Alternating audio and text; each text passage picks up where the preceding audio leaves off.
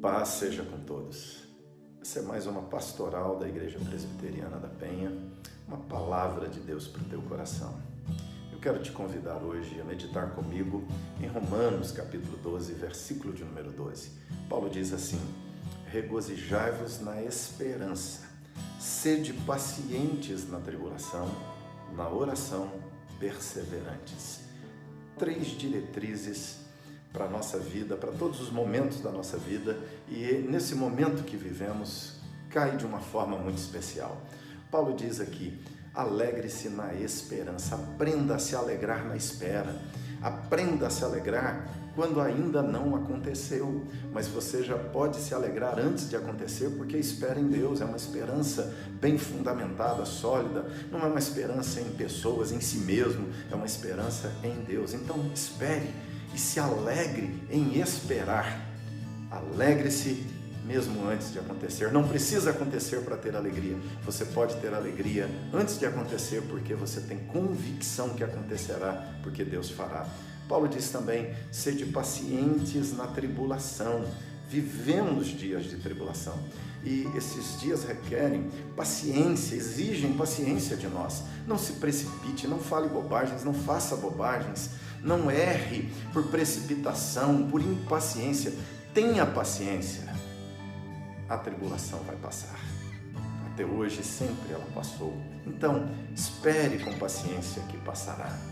E Paulo diz também: na oração perseverantes. Persevera na oração, seja insistente na oração, não esfrie na oração, não pare de orar, continue orando, ore mais, ore com mais intensidade, ore com mais fervor, permaneça mais tempo na presença de Deus, persista, insista na oração.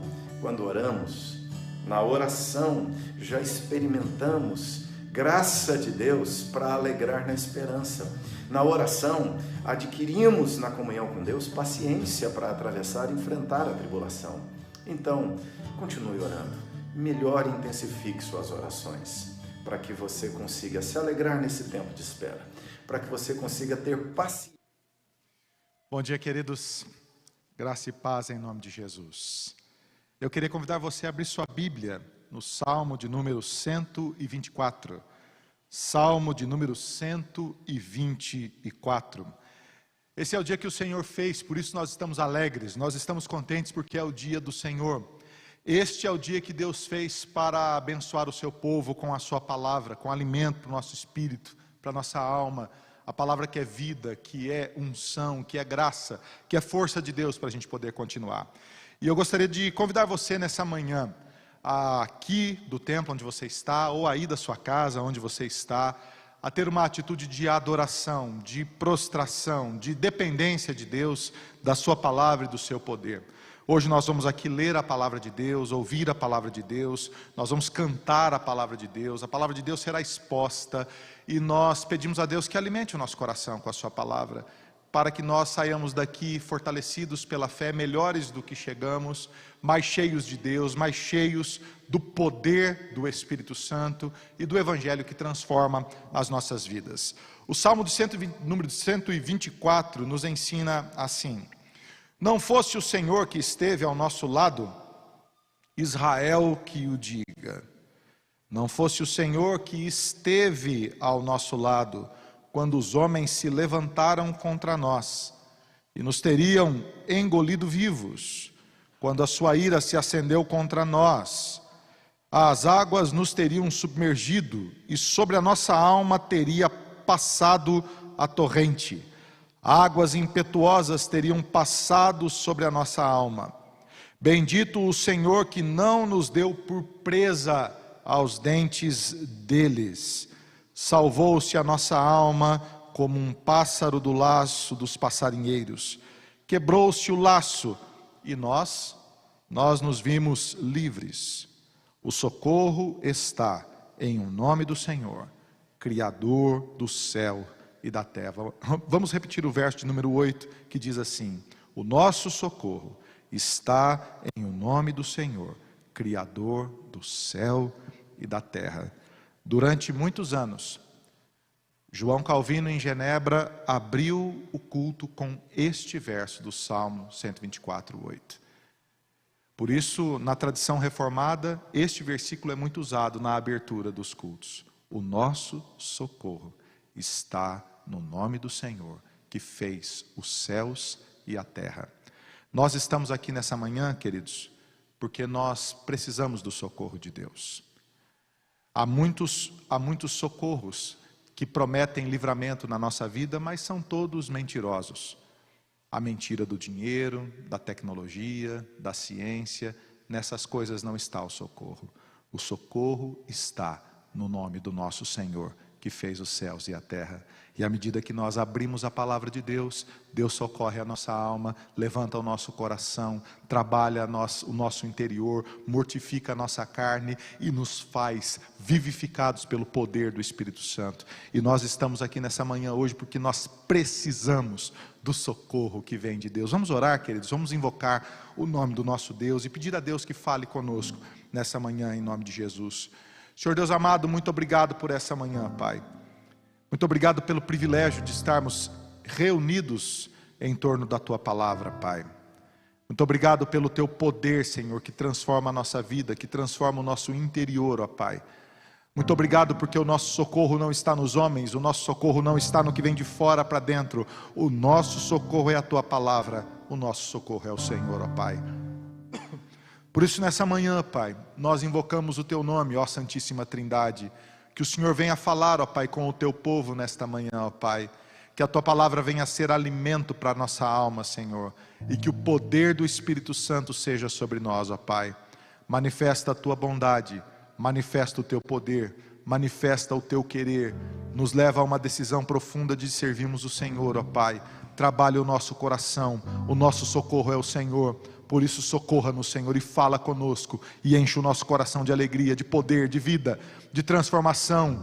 Enche, Senhor, a nossa boca de riso, Senhor. Enche o nosso coração de vontade de Te adorar, de Te bendizer, de exaltar o Teu nome, porque o Senhor é o único Deus, ó Pai.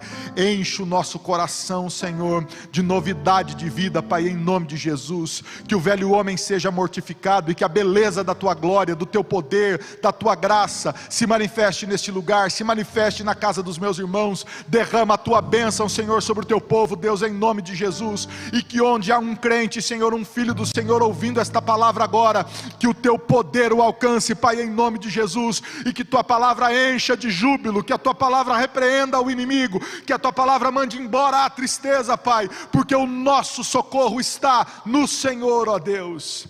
Manifesta a Tua grandeza entre nós, Senhor, e a beleza da Tua face entre o Teu povo. É o que nós oramos em nome de Jesus. Amém. E graças a Deus, nosso socorro é o Senhor. Bom dia, igreja. Bom dia, você que está em casa. Eu quero convidar vocês agora a louvar o Senhor. E na palavra de Deus diz que nada nos separará do amor de Deus que está em Cristo Jesus. Então, podem se colocar de pé para a gente louvar a Deus.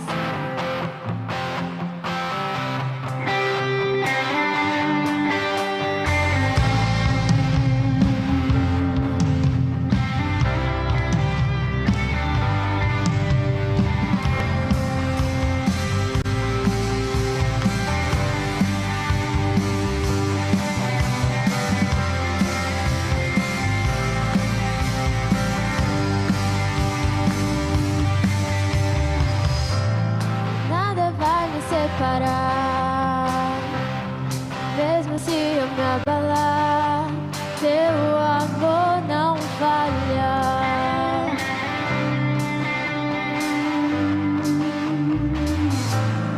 Mesmo sem merecer, Tua graça se derrama sobre mim, mas Teu amor não falha.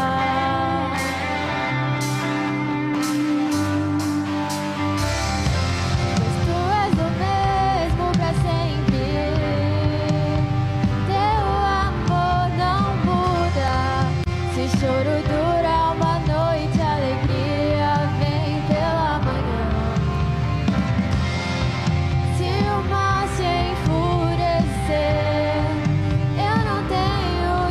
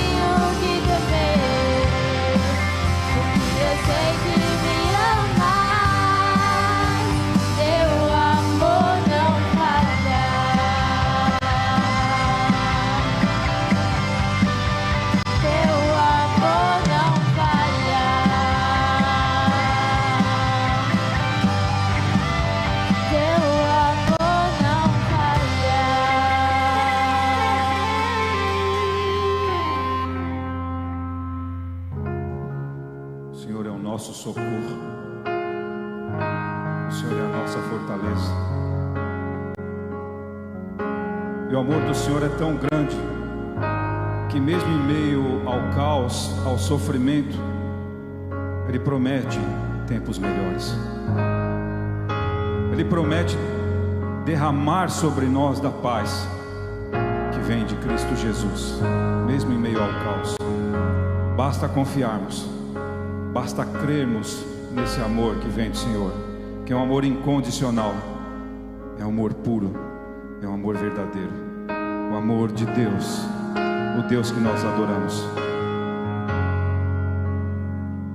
És o Deus desse lugar, o Rei desse povo, Senhor dessa nação. Tu és a luz na escuridão, esperança ao perdido, a paz ao cansado. Tu és. Não há outro igual a ti. Não há outro igual a ti.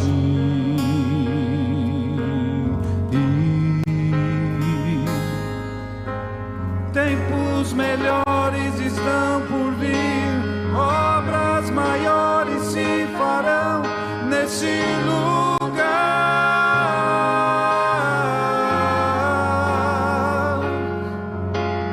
Tempos melhores estão por vir, obras maiores se farão nesse lugar.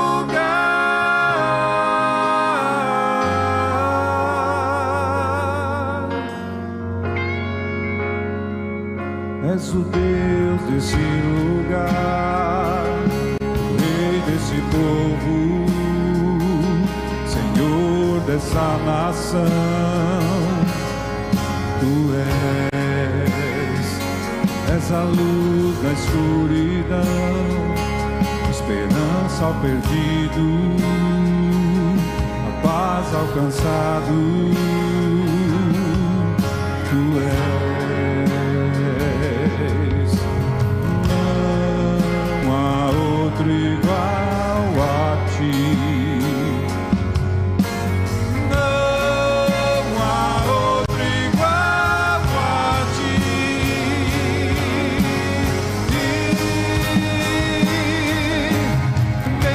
Melhores estão por vir, obras maiores se farão nesse lugar.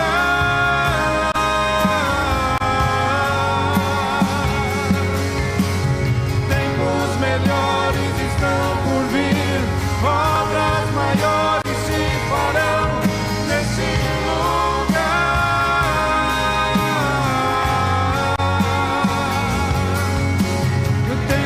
melhores estão por vir, obras maiores se farão aqui.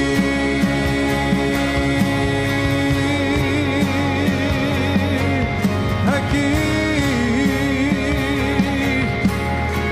Nós cremos, Senhor, o Senhor ainda fará grandes coisas no seio da tua igreja. Cremos no teu amor e na paz que o Senhor derrama sobre nós, mesmo em meio ao caos. Não há outro. Não há outro igual a ti. Não há outro igual a ti.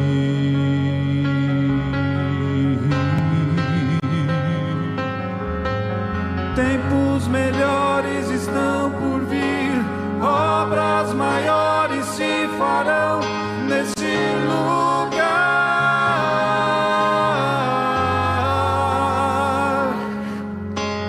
Tempos melhores estão por vir, obras maiores se farão nesse lugar.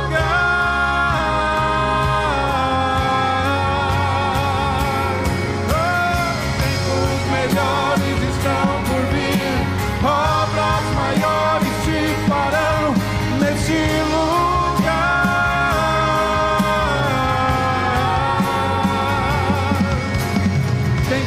melhores estão por vir, obras maiores se farão aqui.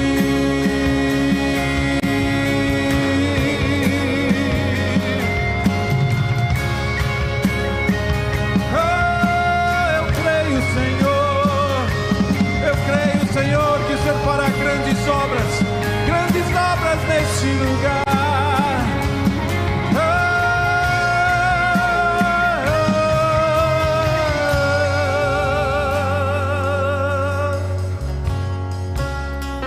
Oh, Senhor, derrama esperança sobre o teu povo, derrama paz sobre o teu povo.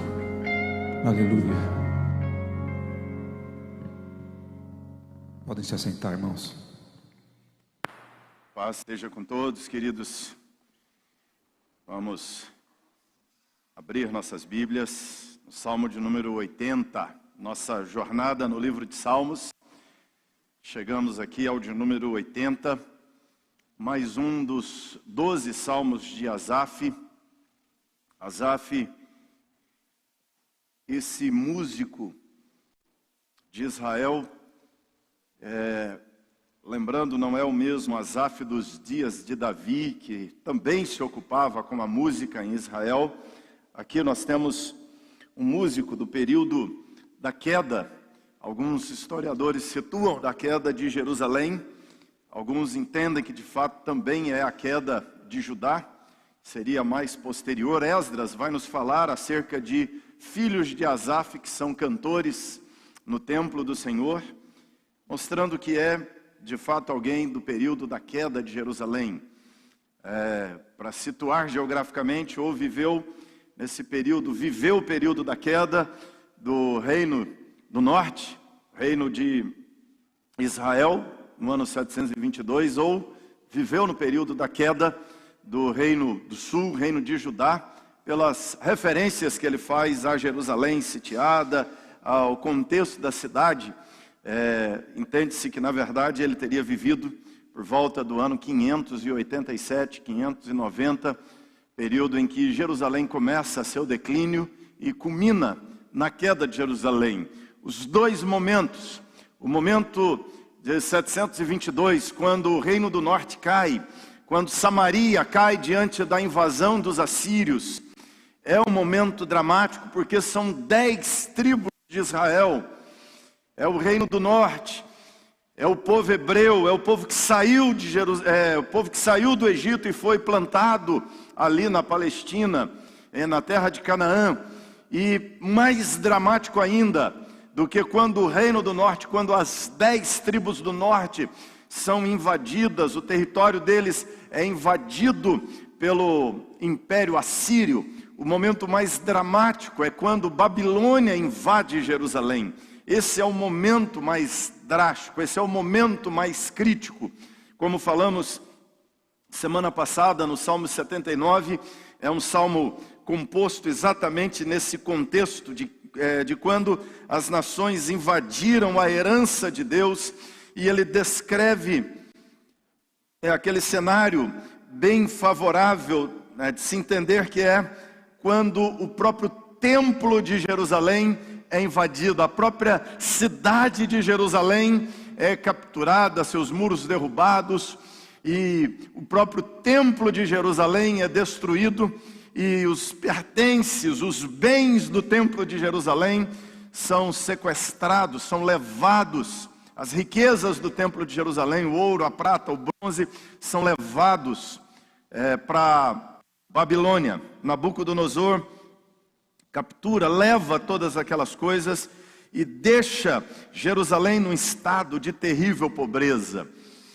Se Asaf aqui então está cantando essa realidade após a queda de Jerusalém, após a destruição do templo, o cenário aqui é triste, o cenário aqui é terrível, e é por isso então que ele faz esta oração do Salmo 80 também. Esta é uma oração com a cidade destruída, com o templo em ruínas. O contexto é crítico, as notícias são as piores possíveis, os comentários, os debates políticos são os mais sofridos possíveis, porque ele está cantando e escrevendo num contexto em que as pessoas estão se perguntando o que aconteceu, por que aconteceu o que aconteceu, como algo tão inesperado, como algo tão inimaginável acontece. Ou seja, qualquer judeu que conhecesse a história da nação jamais imaginaria que algum dia Jerusalém fosse cair, jamais imaginaria que o templo pudesse ser derrubado. A ideia é de um reinado eterno, a ideia do templo como casa de Deus, sendo ele casa de Deus, sendo ele símbolo da religião judaica, da presença de Javé na terra. Eles pensavam, então, nosso Deus é invencível, então seu templo é indestrutível, jamais vai cair. Eles confiavam nessa tradição, eles confiavam no valor daquele monumento. Você pode se lembrar dos dias de Eli, antes da monarquia judaica constituída. Você vai lembrar que nos dias de Eli, eles vão à guerra contra os filisteus, e o judeu confiava tanto nos seus símbolos, que indo à guerra contra os filisteus, eles trazem a arca da aliança e levam a arca da aliança para a guerra. Você já viu até hoje crentes que vão enfrentar uma luta e levam um crucifixo, não já? O sujeito quer enfrentar o demônio, ele pega o crucifixo e... Você já viu um padre fazer isso, ou jogar água benta, ou um crente colocar a Bíblia na cabeça de um endemoniado, ou colocar a Bíblia sobre uma estante para espantar o mal olhado da casa, para espantar qualquer tipo de mau agouro sobre a casa. Aqui eles estão achando que o poder está no símbolo. Eles achavam que o poder estava na arca da aliança, que qualquer pessoa que tocava era morta. Então eles pensaram, a arca da aliança na guerra vai garantir vitória. Mas eles perdem a guerra e a arca é capturada. Aqui eles estão confiando no templo, no prédio, mas o templo é capturado, o prédio é derrubado. A Jerusalém, cidade gloriosa, é destruída, e agora eles estão arrasados, eles estão assustados, eles estão perplexos, eles têm milhares, dezenas de perguntas, centenas de perguntas na alma, e eles não conseguem responder. Não tem sentido para eles o que aconteceu, como algo assim pôde acontecer, como uma derrota dessas foi permitida por Deus. E Asaf está compondo exatamente nessa realidade, em que o reino do norte caiu, as 10 tribos, o reino do sul cai, as outras 2 tribos, e agora mais do que as 2 tribos, a tribo de Judá, a Jerusalém Santa. Então, nesse contexto de queda, de destruição, de notícias ruins, de comentários ruins, de prognósticos ruins, ele compõe esse salmo que é chamado de Shoshanim, que é um dos salmos, cantos dos lírios ou das rosas. É bem interessante que alguém componha uma canção das rosas num contexto desses. Será que são as rosas do funeral? Será que são as flores do velório? É extraordinário ver que é possível ter esperança no meio do caos. E é isso que ele mostra. Olha só o que ele escreve, o que Asaf compõe e canta nessa hora. Dá ouvidos, ó pastor de Israel, tu que conduzes a José como um rebanho, tu que estás entronizado acima dos querubins, mostra o teu esplendor perante Efraim, Benjamim e Manassés. Desperta o teu poder e vem salvar-nos. Restaura-nos, ó Deus, e faze resplandecer o teu rosto, e seremos salvos. Ó Senhor, Deus dos exércitos, até quando estarás indignado contra a oração do teu povo? Dá-lhes a comer o pão de lágrimas e a beber copioso pranto. Constitui-nos em contendas ou constituímos-nos em contendas para os nossos vizinhos, e os nossos inimigos zombam de nós a valer. Restaura-nos, ó Deus dos exércitos. Faze resplandecer o teu rosto e seremos salvos. Trouxeste uma videira do Egito, expulsaste as nações e a plantaste, dispuseste-lhe o terreno, ela deitou profundas raízes e encheu a terra.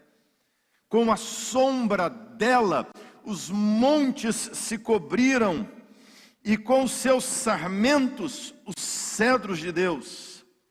Estendeu ela a sua ramagem até o mar, e os seus rebentos até o rio. Aqui seria o Eufrates, no outro extremo, leste a oeste.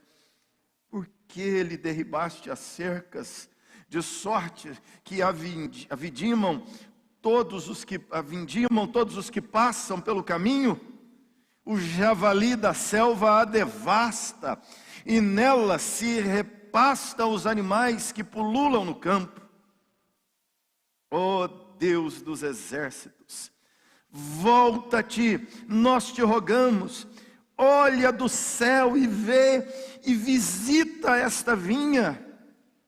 Protege o que a tua mão direita plantou, o sarmento que para ti floresce.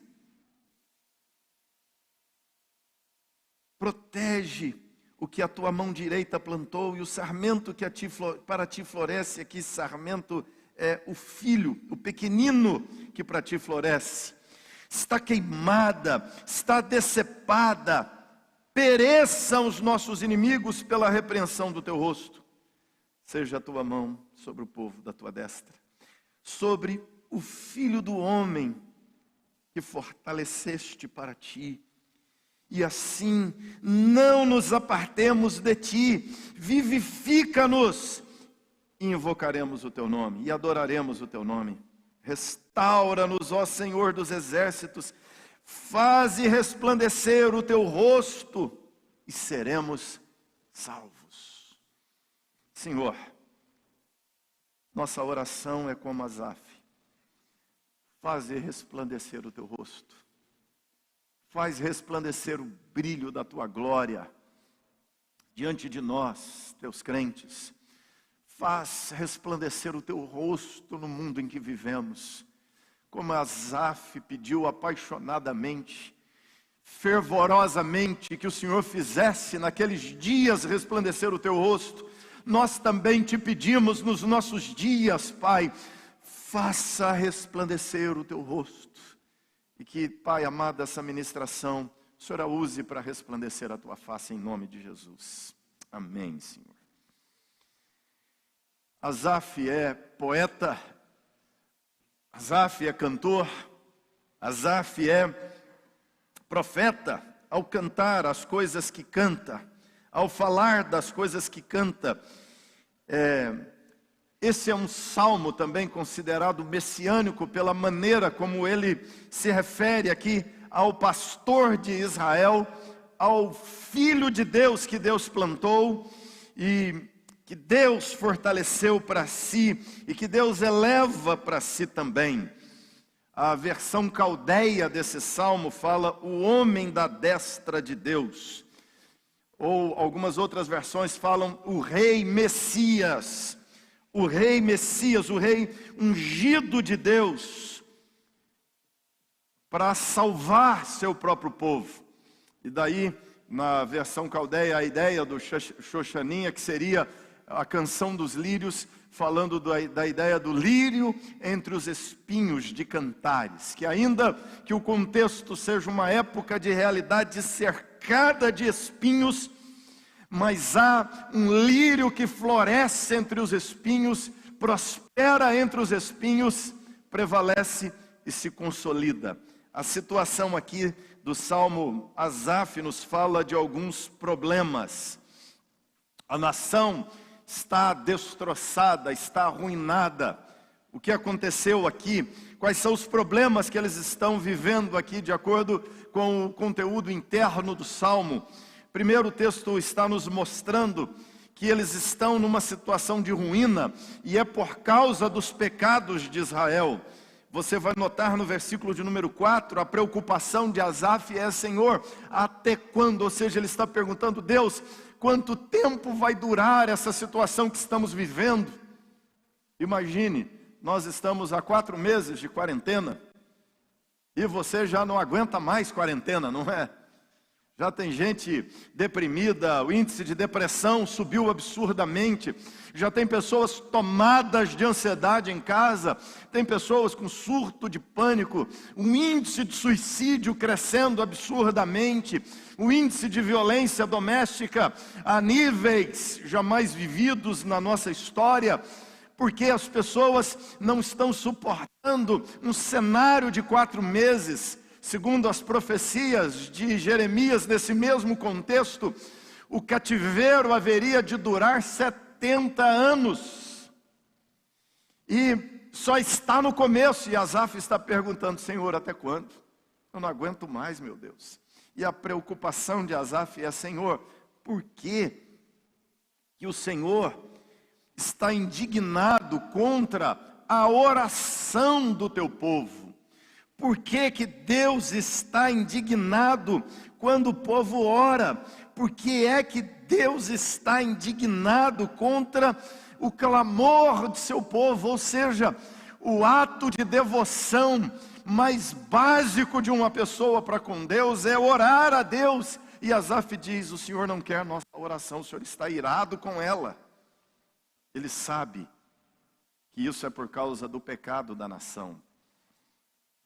Ele vai reclamar e dizer aqui no Salmo que Deus permitiu situações muito críticas, versículo 5, que trouxeram o pão de lágrimas e um cálice de pranto.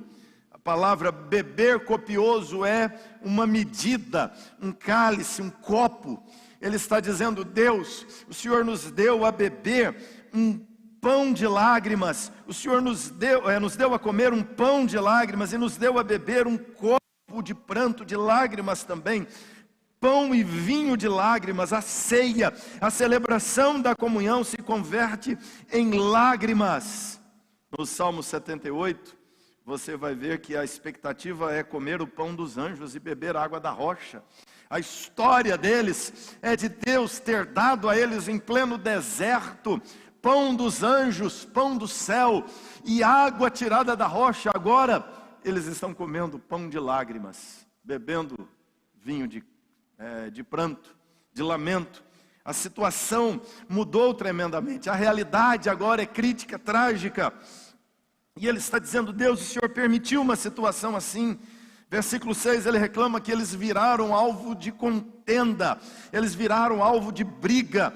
O debate político da época, o debate ideológico da época era acerca deles, da teologia deles, de que Deus não os havia livrado dos pecados que eles haviam cometido, de quais eram os erros que eles haviam cometido. E aí eles sofriam ataques, acusações, críticas, palavras céticas sobre a crença deles. Pessoas estavam dizendo: não vale a pena crer em Deus, olha o que aconteceu conosco. Nós confiávamos no nosso símbolo religioso, nós confiávamos nas muralhas de Jerusalém, no templo, mas agora quando eles olham, é um amontoado de pedras. Eles confiavam em seus exércitos, em sua riqueza, mas a riqueza foi saqueada e levada para a Babilônia. Agora é uma miséria que está ali em Jerusalém. Eles têm perguntas, os vizinhos zombam, os vizinhos criticam, os vizinhos dizem: o Deus de vocês não os livrou. Cadê a fé que vocês tinham? Cadê o Deus que vocês confiavam? Vocês acreditavam no Deus único, vocês acreditavam em Javé, mas o povo que serve a Marduk invadiu vocês, conquistou o território de vocês. A religião deles é melhor do que a de vocês, o Deus dele é maior do que o Deus de vocês. Nabucodonosor é o verdadeiro Deus homem, é o verdadeiro Deus na terra, é o verdadeiro Salvador. E aqueles judeus estão ali acuados, criticados, espremidos pelas perguntas que eram feitas, pelas acusações que eram feitas. E aqui eles são escarnecidos, são zombados, são ridicularizados em sua crença e em sua esperança. O versículo 6 fala isso, eles dizem: os nossos inimigos zombam de nós. Para todo lado é um debate, questionamento e crítica. Eles se tornaram uma grande piada para os vizinhos. O território constantemente invadido, versículo 12, eles perguntam, ou ele pergunta no Salmo: por que o Senhor tirou nossos muros? Agora qualquer um entra. Você faz uma plantação e não coloca cercas, todo mundo que vê frutificar, todo mundo que vê o fruto brotar, passa e arranca. E ele diz: nós estamos assim, até o javali da selva vem e devasta a plantação, os animais entram e pisam e comem dentro do nosso território, e arrasam e destroem, se alimentam do que nós plantamos. Sem cerca, nenhuma plantação vai prosperar. E ele está dizendo: nós somos assim, nós não temos mais muros. Eles foram golpeados duramente, e eles se sentem, ele descreve a cena como se eles estivessem incendiados e destruídos, uma plantação queimada, e agora sobra cinzas na terra. Essa é a reclamação dele. Mas esse salmo tem 3 divisões bem naturais. O próprio Asaf divide sua canção em 3 coros, repetindo, em 3 estrofes, repetindo o coro 3 vezes. Então ele faz uma divisão bem natural. No versículo 3 você tem a primeira vez em que o coro é entoado. Ele tem a primeira estrofe e o coro dizendo: restaura-nos, ó Deus, faze resplandecer o teu rosto e seremos salvos. Você tem no verso 7, ele repete esse mesmo refrão, e ele termina o salmo mais uma vez com esse coro. Mais uma vez ele repete o coro e termina o salmo. Então você vai perceber que o salmo tem a primeira estrofe, versículos 1 e 2, a segunda estrofe, versículos 4, 5 e 6, e depois uma estrofe maior, versículos 8, 9, 10, 11, 12, e aí vai até o 18, e no 18 ele encerra o salmo. E em cada uma destas estrofes nós temos uma parte do salmo, um conteúdo do salmo importante, e que vão então nos ensinar, que vão nos fazer então pensar sobre esta oração. E o que é que nos ensina acerca desse brilho da glória do nosso Deus? Quando a glória de Deus brilha, quando o rosto de Deus brilha, Deus vai nos ajudar a compreender os fatos. Deus vai nos ajudar a entender o que está se passando na vida. Em primeiro lugar, então, nós precisamos entender que o problema é espiritual. Quando Deus faz resplandecer o seu rosto, as coisas iluminam, e iluminadas, nós raciocinamos direito, enxergamos direito, analisamos direito os fatos e compreendemos o que se passa. E o desafio de Asaf aqui nós precisamos entender, em primeiro lugar, o problema espiritual, que está acontecendo conosco. Espiritual, não é político, não é econômico, não é ideológico. O nosso problema não é simplesmente da questão geopolítica, nosso problema é espiritual. O problema dos vizinhos pode ser político, o problema dos vizinhos pode ser a ideologia deles contrária, pode ser a religião deles. O problema do vizinho pode ser uma questão de mercado, de comércio, de interesse deles. Mas quando nosso símbolo religioso é conquistado pelo inimigo, quando Jerusalém é pisada pelo adversário, quando o templo de Jerusalém é posto em ruínas, há um problema espiritual para nós, povo de Deus. Essas coisas não aconteceriam se não fosse uma questão espiritual. Essa realidade não seria da maneira como está, se não fosse um problema espiritual. O que Asaf está entendendo aqui, irmãos, é que o problema maior de Israel não é a ameaça dos vizinhos. O problema de Israel não é a ameaça do Egito, não era a ameaça dos assírios, não é que agora a Babilônia se destaca como grande império mundial, arrasa com o império assírio, destrói o Egito, e agora cerca Jerusalém e invade Jerusalém.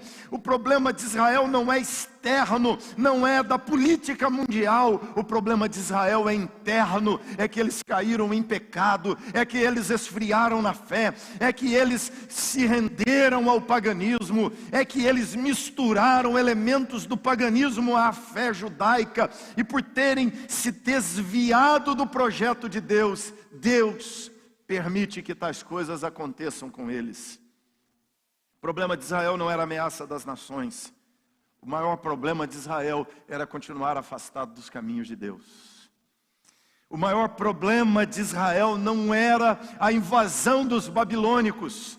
O problema de Israel era a invasão das doutrinas erradas, era a invasão dos ídolos, era a invasão da promiscuidade, era a invasão da ambição, era a invasão do materialismo, era a invasão do hedonismo dos vizinhos que viviam para o prazer, um ciclo de vida que se baseava em plantação, colheita e festivais, para desfrutar do resultado das colheitas nos templos de seus deuses, e eles viviam para suas festas, para suas bebidas, eles viviam para o sexo, para a idolatria, e Israel copia o jeito de viver daquelas pessoas.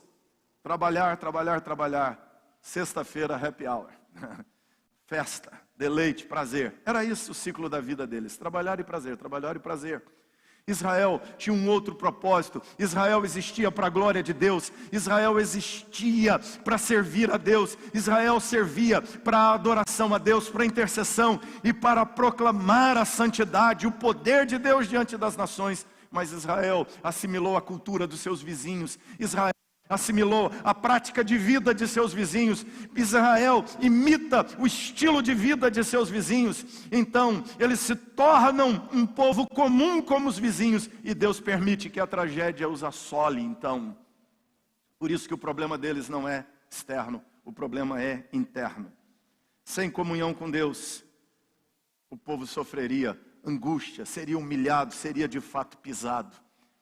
A não ser que houvesse um quebrantamento, a não ser que houvesse uma volta para Deus, a não ser que eles se despertassem novamente e voltassem para Deus, a não ser que eles fossem como Asaf ora, restaurados. Ele diz: Senhor, restaura-nos, ajuda-nos a entender, nosso problema é espiritual. Então, a solução do nosso problema é espiritual. Se nós entendemos o problema, fazemos a leitura correta, o diagnóstico correto, vai nos permitir dar o remédio correto. O problema não era político, o problema não era econômico. Irmãos, isso aqui nos permite dizer: o problema da igreja não é econômico, o problema da igreja não é político. Eu fico espantado com alguns cristãos que acabam achando que a solução para o mundo onde vivemos é uma solução política, é uma solução sociológica. A solução para o mundo onde vivemos é econômica, é simplesmente humana, é científica. Não, o problema é espiritual, o problema é a queda, e a solução é a redenção no Evangelho. Se nós entendermos o problema errado, nós daremos a solução errada, consequentemente.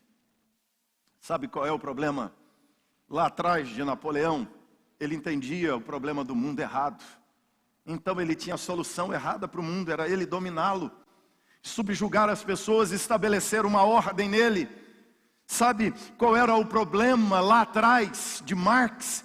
Ele lê o problema do mundo errado, então ele apresenta a solução errada para o problema do mundo, e ele entende que se sua ideologia fosse estabelecida em cada povo, em cada nação, ele corrigiria o problema do mundo. Sabe qual era o problema de Hitler lá atrás? Ele lê o problema do mundo errado, então ele tem a solução errada para o mundo, e ele entende que se ele fizesse sua raça prevalecer, se ele purificasse o mundo, ele tiraria o mal, e ele tenta purificar o mundo. Ele pensa que o problema do mundo é étnico, alguns pensam que o problema do mundo é econômico, é de classe, alguns pensam pensam que o problema do mundo é que tem muitas pessoas que dominam e se ele dominar sozinho, ele organiza o mundo. Não, o problema do mundo é espiritual, o problema da igreja é espiritual e a solução é espiritual. A solução é a restauração de Deus, é voltar para Deus. Asaf entende isso. Por isso ele ora a Deus dizendo: Senhor, restaura-nos. Segundo lugar, nós precisamos entender que as derrotas são disciplinas circunstanciais de Deus. Nós precisamos entender que as derrotas que vivenciamos, que os sofrimentos que passamos, por vezes, são grande parte deles. Quando nós entendemos que o problema é espiritual, nós vamos perceber que a disciplina de Deus é para purificação, é um trato de Deus com o seu povo. Nessa segunda parte, quando ele diz que Deus estava dando a comer pão de lágrimas, beber copioso pranto, ele está entendendo aquilo que Lamentações, ou Jeremias fala em Lamentações. Jeremias em Lamentações 1 diz assim, a partir do versículo 8: Jerusalém pecou gravemente, por isso se tornou repugnante, todos os que a honravam a desprezam, porque lhe viram a nudez. Ela também geme e se retira envergonhada, a sua imundícia está nas suas saias, ela não pensava no seu fim, por isso caiu de modo espantoso, e não tem quem a console. Vê, Senhor, a minha aflição, porque o inimigo se torna insolente, estendeu o adversário a mão a todas as coisas mais estimadas dela, pois ela viu entrar as nações no seu santuário, acerca das quais proibiste que entrassem na congregação. Todo o seu povo anda gemendo e à procura de pão. Deram eles as suas coisas mais estimadas a troco de mantimento para restaurar as forças. Vê, Senhor, e contempla, pois me tornei desprezível. Aqui, Jeremias está cantando a dura realidade da queda, o lamento da queda de Jerusalém, o lamento pela queda do povo de Deus diante do inimigo.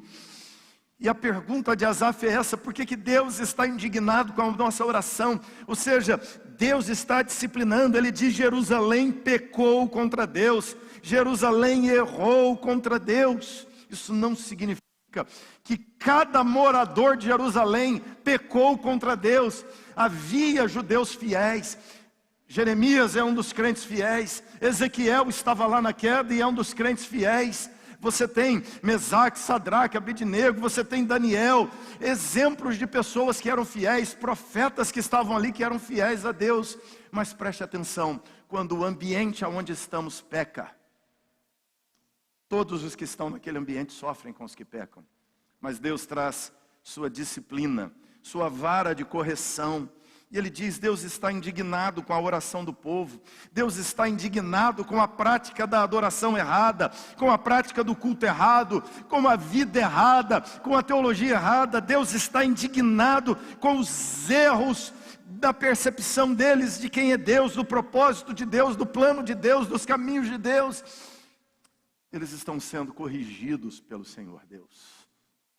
Sofrimentos são por vezes também permitidos por Deus para correção, para trato de Deus conosco, para nos trazer para mais perto dele.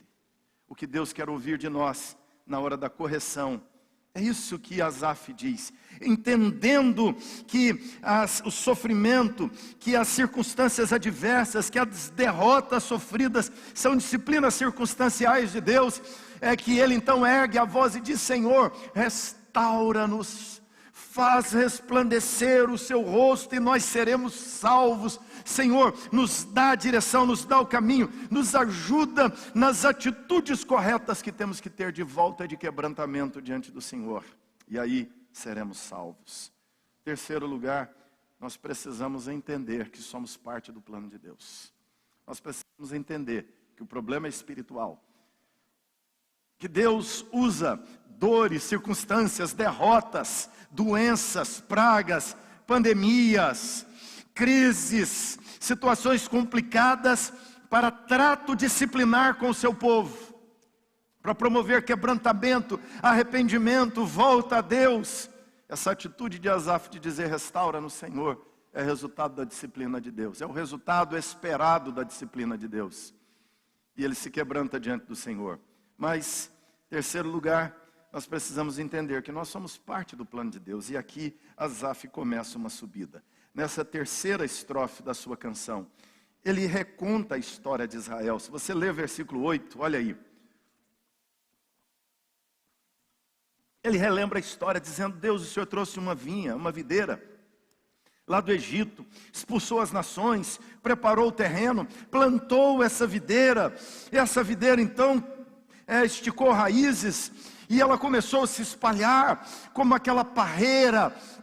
Ela lança seus ramos e aí solta seus cachos, e os cachos começam então a ser empinhados de frutos, e ela produz, e ela cresce, ela é maravilhosa, ela está consolidada na terra, produz sombras. Ele fala dos cedros que crescem na terra, terra plantada, trabalhada, e como ela domina de um extremo a outro, falando do mar Mediterrâneo, a oeste, ao Eufrates, ao extremo leste. Ele fala dessa cena, mas aí ele diz: Deus, o Senhor derrubou tudo, permitiu que a tua vinha fosse devastada. Mas aqui Asaf começa a resgatar o porquê Deus vai de fato abençoá-los, porque há uma esperança. Qual é a base da esperança no meio dessa situação caótica? Por que eu não tenho que me desesperar? Por que não ser tomado de ansiedade? Por que não ser tomado de depressão? Por que não desistir da vida e suicidar? Por que não me matar diante de uma situação desesperadora, olhando para Jerusalém? Por que olhar para aquelas pedras? Por que olhar para aquelas aves de rapinas comendo os cadáveres que sobraram ali? Por que olhar para aquela pobreza, para aquela destruição toda, e ainda assim encher a alma de esperança? Isso tem a ver com a identidade, isso tem a ver com resgatar a identidade de quem somos. Asaf diz: nós somos Deus. Aqui ele fala dessa identidade. Em primeiro lugar ele diz: nós somos tuas ovelhas. Ele começa o salmo dizendo: Deus é o pastor de Israel. Então ele está dizendo: Senhor, nós somos tuas ovelhas, pastoreia-nos, ó Deus, vem pastorear o teu rebanho. Ele diz: tu conduzes a José como um rebanho. Ele diz: Senhor, nós somos tuas ovelhas, somos ovelhas do pastor de Israel. Então, quando eu olho para essa situação crítica, eu preciso entender que eu sou ovelha do pastor de Israel. É isso que Asaf está dizendo. Em segundo lugar, ele está dizendo: nós precisamos entender que somos súditos do maior rei que existe. Ele diz que Deus está sentado entre os querubins. Aqui, querubins, no hebraico, o in é o sufixo que dá o plural. Querub é querubim, querubins, plural. Ou seja, Deus está sentado e governa no meio de uma horda de seres que são muito maiores que os anjos. Ou seja, se você imaginar o poder de um querubim é suficiente para destruir toda a terra. Mas Deus é o Senhor dos querubins. Ou seja, nós somos súditos de um rei que é muito maior do que Nabucodonosor, que é muito maior do que o maior rei que já pisou sobre a face da terra. Ele está dizendo: lembre-se, você é súdito do maior de todos os reis. Então Asaf está dizendo: essa derrota circunstancial, que é a disciplina de Deus, não é uma derrota final, definitiva. O rei supremo se levantará, derrubará Nabucodonosor e restaurará seu povo na sua terra. Então nós precisamos confiar nesse Deus, nós somos súditos desse Deus. Terceiro, nós precisamos lembrar que somos a vinha de Deus. Nós somos a plantação de Deus. Aqui a figura é ovelhas, Deus é o pastor. Súditos, Deus é o rei. Vinha, Deus é o agricultor. Ele plantou a vinha. Deus nos colocou nessa terra, Asaf está dizendo. Deus é quem nos tirou do Egito e nos colocou aqui. Então, o inimigo não nos derrotará definitivamente. Deus não permitirá que a vinha dele acabe definitivamente. Não. Deus nos plantou. A vinha foi assolada, ela foi queimada, ela foi cortada, mas as raízes estão aqui, porque Deus nos plantou. A vinha brotará novamente, a vinha crescerá novamente, a vinha estenderá novamente os seus galhos. Por isso é que ele então fala com Deus: ó Senhor, Deus dos exércitos, volta a ti, nós te rogamos, visita a tua vinha, joga água na tua vinha, joga adubo na tua vinha, e ela crescerá de novo. Está queimada, decepada, mas seja a tua mão sobre o povo da tua destra. E aqui ele diz: Deus vai nos restaurar, Deus vai nos avivar, Deus vai nos revigorar, Deus nos levantará do abatimento. Isso daqui, irmãos, é para ensinar a mim e a você, que por mais que a situação seja desoladora, por piores que sejam as circunstâncias, por piores que sejam as notícias, por piores que sejam os fatos, por mais poderosos e hostis que sejam os inimigos, por mais arrasadoras que sejam as obras realizadas pelo diabo, nosso problema espiritual não é com partidos, não é com pessoas, não é com outras crenças. Nosso problema é espiritual, o problema da igreja é espiritual. Por piores que sejam os problemas espirituais, por mais dura que seja a disciplina de Deus, trato de Deus com a igreja, permitindo seu quebrantamento, permitindo sua assolação, a seu tempo o Senhor dos exércitos virá, e Ele não esqueceu. Nós somos ovelhas dele, e Ele vai continuar nos pastoreando. Ele nos pastoreia, Ele cuida de nós, e Ele tratará e curará suas ovelhas. O Senhor é o nosso rei se levantará, destruirá seus inimigos e salvará seu povo. Nós precisamos lembrar, somos a vinha de Deus. Deus vai cuidar da sua vinha e ela brotará de novo. Não se esqueça, você é ovelha de Deus, você é súdito de Deus, você é vinha de Deus. Não é o súdito que protege o rei, é o rei que protege o súdito. Não é Jerusalém que protege Deus, é Deus que protege Jerusalém. É isso o versículo 17, ele fala: seja a tua mão sobre o povo da tua destra, sobre o filho do homem que fortaleceste para ti. Sobre o filho do homem que Deus fortaleceu para ele. Nós precisamos aqui, irmãos, somos levados na perspectiva messiânica desse salmo a olhar para Jesus. Olha como Deus fortaleceu Jesus. Deus fortaleceu Jesus no deserto e ele enfrentou o diabo e o venceu. Deus fortaleceu Jesus na tentação e ele enfrentou o pecado e o venceu. Deus fortaleceu Jesus diante dos religiosos, dos céticos, dos críticos, dos perseguidores, e Jesus os enfrentou e os venceu.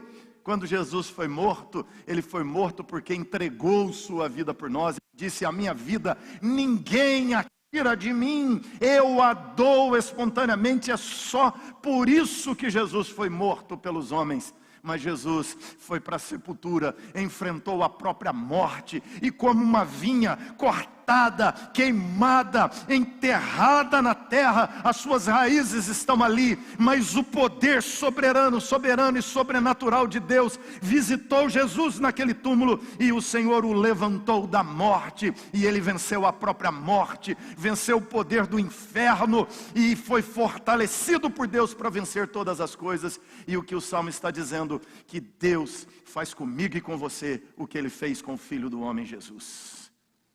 Ele é o Deus que nos fortalece, Ele é o Deus que nos dá força para vencer diante das circunstâncias adversas da vida. O judeu sempre olhou para Jerusalém como sendo a vinha de Deus, a videira de Deus. Na entrada do templo de Jerusalém, nesses dias, havia uma grande videira de ouro, significando que Israel era a videira frutífera, imbatível diante das nações da terra. Jerusalém caiu, porque na verdade a videira verdadeira é Cristo Jesus. Quando ele diz em João: eu sou a videira verdadeira, meu pai é o agricultor, Vocês são os ramos. Então, meu querido irmão, minha irmã, não esquece a tua identidade. Se você lembrar de sua identidade, você é um ramo ligado a Jesus, a videira verdadeira. Enfrenta o fogo, enfrenta o pecado, enfrenta o diabo, enfrenta a crise, enfrente a doença, enfrente a morte, enfrente a dor, enfrente o abandono, enfrente a traição, enfrente o sofrimento e o que a vida trouxer. Você enfrenta ligado ao tronco que é Jesus Cristo, que venceu o diabo, o pecado, a morte, assentou-se à destra de Deus, e nós estamos ligados àquele que está sentado do lado daquele soberano que é o Senhor dos querubins. É de lá, do trono daquele Deus, que vem o vigor que nos alimenta e nos nutre nas batalhas da vida. Então, o que nós fazemos diante da crise, pandemia, notícia ruim, guerra, possibilidade de guerra, jogo político, corrupção, falcatrua, maldade, violência, tráfico, doideira, loucura, insanidade humana. O que nós fazemos diante de tudo isso, irmãos? A oração de Asaf. Restaura-nos, Senhor. Faze resplandecer o seu rosto sobre nós e seremos salvos. Você podia ficar em pé, erguer as duas mãos para os céus e fazer esta oração de Asaf. Você que está em casa, podia fazer isso também. Fique em pé na sua casa, não tem problema, você fecha a janela, fecha a cortina, para o vizinho não olhar. Você não tem medo do vizinho também, deixa o vizinho ver, né? Você levanta a mão para o céu e você faz essa oração a Deus, dizendo: restaura-nos, ó Deus dos exércitos, faze resplandecer o teu rosto e seremos salvos. Faz essa oração a Deus, diz: restaura-nos, ó Senhor, Deus dos exércitos, faze resplandecer o teu rosto e seremos salvos. Faz resplandecer o teu rosto, Deus. Faz resplandecer teu poder, tua glória, tua beleza, tua soberania, tua sabedoria diante dos povos da terra. Faz resplandecer, Deus, e salva. Salva, Deus, de tudo que cerca. Da crise ideológica, da crise religiosa, da crise econômica, da crise sanitária. Salva, Deus amado, da crise de insanidade. Salva, Deus amado, da crise, Pai, de vazio da humanidade. Salva-nos, ó Deus. Nossa confiança está no brilho da tua glória. Em nome de Jesus. Amém. Deus te salve. Deus te sustente.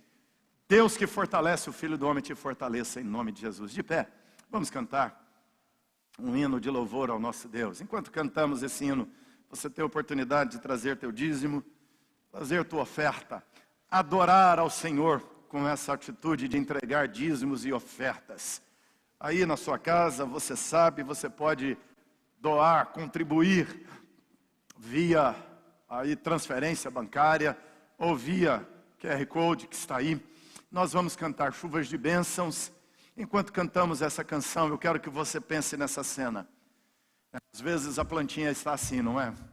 Torrada, quase morrendo. Ou você olha para a planta e diz: morreu, não vai brotar mais. Aí vem uma chuva de Deus, cai sobre aquela árvore e ela brota diante das águas. É assim a igreja do Senhor Jesus, recebendo as chuvas de bênçãos de Deus. Deus tem derramado e vai continuar suprindo. Deus vai derramar gotas de gotas a uma chuva torrencial de avivamento, aonde Deus nos visita como vinha dele e nos aviva e nos fortalece em nome de Jesus. Enquanto isso, você traz teu dízimo, tua oferta, você contribui fazendo sua transferência, ou se já fez, você ora a Deus dizendo assim: Senhor, eu contribuo com alegria, prazer no coração, porque a tua obra é a vinha do Senhor, é o rebanho do Senhor, é o reino do Senhor.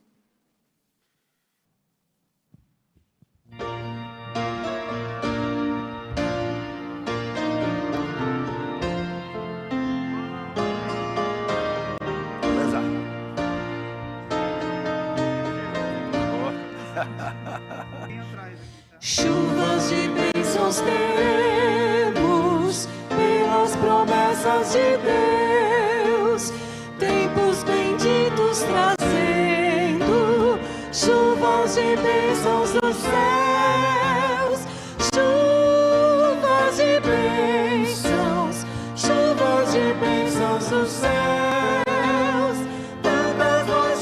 recebemos, chuvas rogamos a Deus, chuvas de bênçãos teremos, e do Senhor nos virão os pecadores indignos, graças dos céus obterão.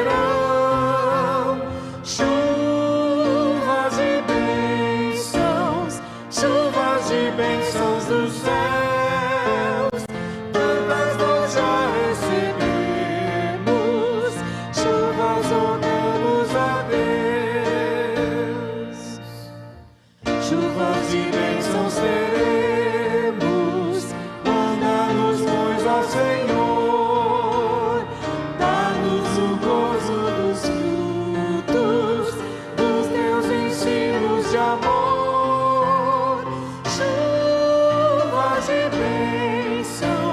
Chuvas de bênçãos dos céus, tantas nós já recebemos, chuvas rogamos a Deus, chuvas de bênçãos teremos, mandadas dos céus, bênçãos a todos os crentes, bênçãos do nosso bom Deus.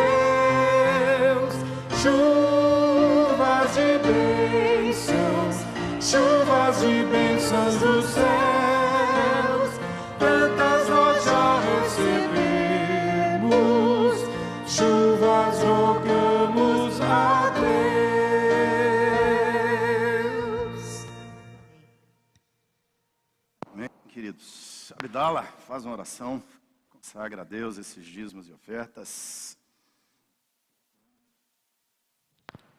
Senhor, nós te louvamos mais uma vez, porque estamos aqui, não só aqui, mas estamos reunidos em nome do Senhor. Estamos reunidos para te adorar, para glorificar o teu santo nome. E que esse ato de adoração, que é a entrega dos dízimos e ofertas, seja um ato frequente nas nossas vidas, Pai. Amém, Pai. Eu peço ao Senhor que incomode aqueles que ainda não dizimaram ou ofertaram. Peço que o Senhor esteja agindo na vida desses irmãos e que possam participar dessa bênção que é estar ofertando e dando dízimo aqui na igreja, Pai. Peço ao Senhor também que esteja abençoando a vida daqueles que vão administrar esses recursos, que sejam para glorificar o nome do Senhor e para sustento da tua igreja, Pai. Nós oramos ao Senhor agradecidos em nome de Jesus. Amém. Amém. Pode sentar um instante, querido, só alguns recados aqui, saudações para finalizarmos. Quero agradecer a Fernanda e o Luan, que estão conosco aqui, convidados do Ricardo. Deus abençoe, muito bem-vindos. Alegria receber vocês aqui hoje pela manhã. Bênção, presente para nós tê-los aqui, tá certo? Primeira vez que estão nos visitando. A Araceli também Vieira está acompanhando no Facebook pela primeira vez aí. Um abraço, Araceli. Também a Sônia, lá de Carmo do Cajuru. O Carlos está aí também nos acompanhando, da base da Jocum. Compartilhou aí o link, o pastor Carlos Henrique compartilhou o link com ele, né? A Elis Paula, lá de BH, também está conosco. Prazer ter aí você acompanhando. Nossa, a irmã Mônica está nos lembrando aqui, hoje comemora o dia dos avós. Normalmente, nós teremos aquele café da manhã gostoso para os avós, esse último domingo de julho, né? Normalmente nós temos um café da manhã gostoso para os avós aqui logo cedo, mas só se a gente quisesse matar os avós de Covid para fazer isso, né? Então, como não queremos, não dá para fazer o café da manhã. Você abraça, aliás, não sei nem se dá para abraçar o avô e a avó em casa, né? Senão você abraça de longe, ora por eles, ora pelos avós, é o dia deles. Parabéns, vovô, vovó, pelo dia de vocês. Um abraço aí espiritual para vocês, tá certo? E também nós comemoramos o dia do adolescente. Vamos fechar aqui orando pelos avós, pelos adolescentes. Daqui a pouco o pastor Juliano vai orar e dar a bênção aqui do Senhor, vai orar pelos adolescentes, pelos avós, tá ok? Só lembrando você também, ali, você que está visitando, se quiser fazer contato, Rogério, Dani, nossos irmãos da integração. Se você tem dúvida, quer oração, quer um discipulado, aconselhamento, pode marcar, pode conversar com eles pelos números que estão aí para você expostos na tela, tá joia? Lembrando também, depois que encerrarmos aqui, nós temos o Que Palavra. Já começamos substituindo a escola bíblica dominical por não poder ter classe. Nós temos esse momento de estudo bíblico de forma diferente aqui. Nós vamos tratando sobre doutrinas bíblicas. Você faz a sua pergunta e vamos interagindo, conversando sobre a Bíblia. Vai ser um tempo precioso e enriquecedor para nós. Então começa daqui a pouquinho. Amanhã, Conexão com Deus, nós vamos falar sobre um dos capítulos aliás, o capítulo mais importante do livro de Daniel, um dos mais complexos da Bíblia, o reino dos céus e os reinos da terra. Amanhã, Conexão com Deus. E aí você lembra de tudo mais. Nós, da semana toda, os PGs estão funcionando normalmente. Quarta-feira, Tarde da Esperança. Quinta-feira, ETEP, estudo bíblico.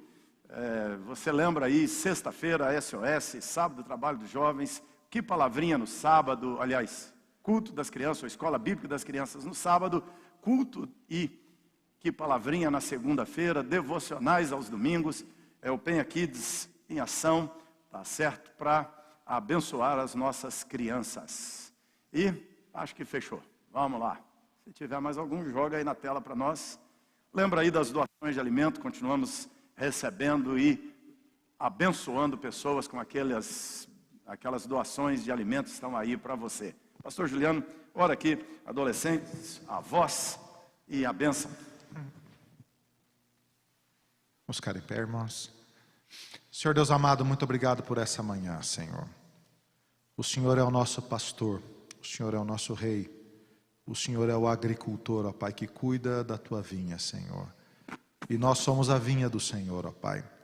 Regados, plantados, semeados, crescidos, multiplicados por causa do teu poder em nós, ó Pai. Deus amado, que neste domingo o Senhor derrame a tua graça, o teu poder, a tua bênção sobre a vida da tua igreja, Senhor. E que seja um dia da tua presença, da tua bênção, da tua paz, do teu poder sobre a vida dos teus filhos, Pai. Nós nos lembramos hoje, Senhor, do dia dos avós e pedimos que o Senhor abençoe, ó Pai, os nossos pais, ó Deus, que já são avós, ó Pai, bisavós. Que o Senhor derrame a tua bênção, o teu poder, saúde do Senhor, ó Pai. Que o Senhor os livre do mal e que o Senhor os dê uma velhice coroada pela tua presença e pelo bom testemunho dos seus filhos e dos seus netos, ó Pai. E que assim haja paz, haja bênção, haja conforto, que os filhos possam cuidar dos seus pais, derramando ali conforto sobre a vida deles, ó Pai, e que eles vivam uma velhice, ó Pai, diante do Senhor, com tranquilidade, no aconchego da Tua Palavra, na saúde que o Senhor dá e na bênção sobretudo da família, Deus, em nome de Jesus. Oramos, Senhor, também pela vida dos adolescentes, ó Pai, e que o Senhor derrame graça sobre os adolescentes da igreja, um número tão grande de adolescentes na igreja, que o Senhor os sustente, que nesse tempo de pandemia, Senhor, onde a rotina da casa é tão mudada, que o Senhor derrame bênção, paz sobre a vida dos adolescentes, agora na volta às aulas, Senhor, que o Senhor possa dar ânimo, dar, Senhor, da Tua bênção, da Tua presença, que na ausência dos programas presenciais da igreja, Senhor, os adolescentes sejam abençoados mesmo que de maneira virtual, ó Pai, que haja pastoreio, que haja cuidado, mas sobretudo crescimento na Tua Palavra, que o Senhor derrame, Senhor, da Tua bênção e que nós vejamos adolescentes firmes, crentes, cheios do Senhor, da Tua Palavra, do Teu poder, longe do mundo, Senhor, e perto da Tua graça e do Teu poder, ó Pai. Abençoa-nos todos nós, Senhor, com a Tua Palavra e com o Teu poder, e que a graça do nosso Senhor Jesus Cristo, o amor de Deus, o nosso Pai, e a bênção do Espírito Santo seja sobre você, não apenas hoje, mas para todo sempre. Amém e graças a Deus. Deus abençoe vocês. Um bom domingo para todos vocês. Você que está em casa, você que está aqui, pode ligar no Que Palavra agora também. Corre lá para o canal do Que Palavra. Daqui 2 minutos nós estamos ao vivo respondendo as suas perguntas para a glória de Deus. Deus abençoe sua vida.